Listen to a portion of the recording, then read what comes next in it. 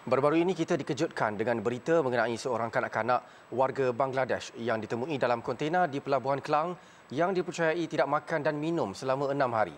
Insiden itu menimbulkan persoalan, berapa lama manusia boleh kekal hidup tanpa keperluan asas itu? Menurut pakar perubatan keluarga Dr. Suhazli Abdullah, manusia dianggarkan boleh hidup tanpa makan dan minum antara 8 hingga 21 hari. Namun terdapat juga peristiwa yang membuktikan bahawa manusia boleh bertahan sehingga 45 hingga 61 hari.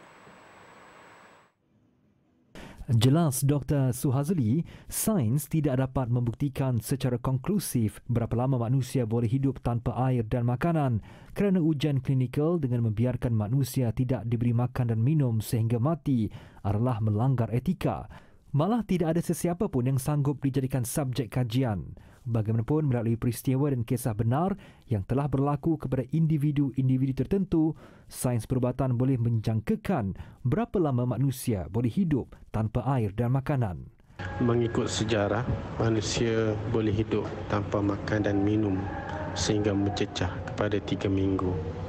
Walaupun dari sudut hukum akalnya, dalam tempoh 4 hingga 7 hari, manusia sudah tidak boleh bertahan dan boleh membawa kematian. Tetapi terdapat beberapa sejarah yang telah masyhur di dunia yang melihat kepada ada beberapa individu yang boleh bertahan tanpa makan dan minum sehingga ke 21 hari.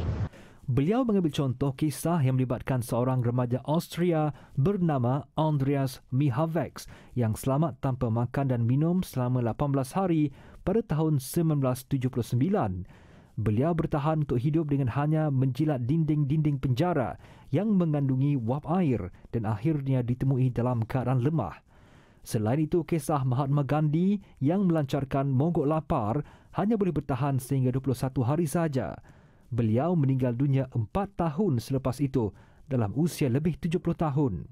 Dr. Suhazli berkata, jika diikutkan hukum adat, manusia hanya boleh bertahan hidup sehingga 4 hingga 7 hari sahaja tanpa makan dan minum. Namun, kuasa Allah menentukan segala-galanya.